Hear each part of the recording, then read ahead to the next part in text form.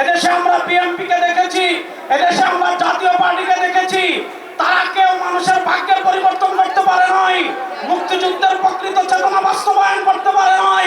এবার একটা চেতনা বাকি আছে, যে চেতনার নাম ইসলাম। ইসলামকে রাষ্ট্র ক্ষমতায় নিয়ে সব দুর্নীতি দুঃশাসনের অপসারণ করবো ইনশাআল্লাহ।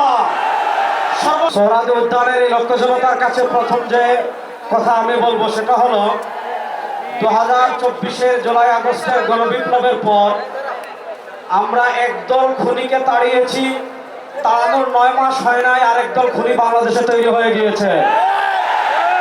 আমরা একদল চাঁদাবাজকে তাড়িয়েছি, বাংলাদেশে আরেকদল চাঁদাবাজ তৈরি হয়ে গিয়েছে।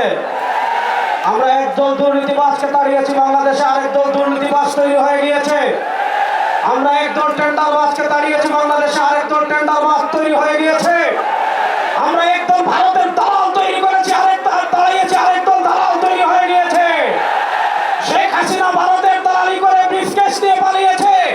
নতুন বাংলাদেশে ভারতের যারা দালালি করবে লুঙ্গি দিয়ে পালানোর জায়গা পাবেন না।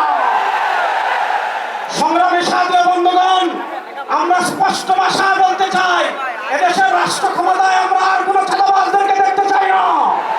এদেশের রাষ্ট্র ক্ষমতায় আর কোনো টেন্ডারবাজকে দেখতে চাই না। এদেশের রাষ্ট্র ক্ষমতায় আর কোনো ভারতের দালালকে দেখতে চাই না। ইসলামকে রাষ্ট্র ক্ষমতায় নেওয়ার জন্য প্রস্তুত আছেন না ইনশাআল্লাহ? ইসলামী আন্দোলনের মোহতারাম আমির পীর সাহেব চরমোনাই ঘোষণা দিয়েছেন, ইসলাম দেশ ও মানবতার পক্ষে এবার ভোটের বাক্স একটা হবে ইনশাআল্লাহ। আমরা স্পষ্ট ভাষায় বলেছি, এদেশে আমরা আওয়ামী লীগকে দেখেছি, এদেশে আমরা বিএনপি কে দেখেছি, এদেশে আমরা জাতীয় পার্টিকে দেখেছি, তারা কেউ মানুষের ভাগ্যের পরিবর্তন করতে পারে নাই, মুক্তিযুদ্ধের প্রকৃত চেতনা বাস্তবায়ন করতে পারে নাই। এবার একটা চেতনা বাকি আছে, যে চেতনার নাম ইসলাম। ইসলামকে রাষ্ট্র ক্ষমতায় নিয়ে সব দুর্নীতি দুঃশাসনের অপসারণ করবো ইনশাআল্লাহ। সর্বশেষ একটা কথা বলে আমি আমার বক্তব্য শেষ করব।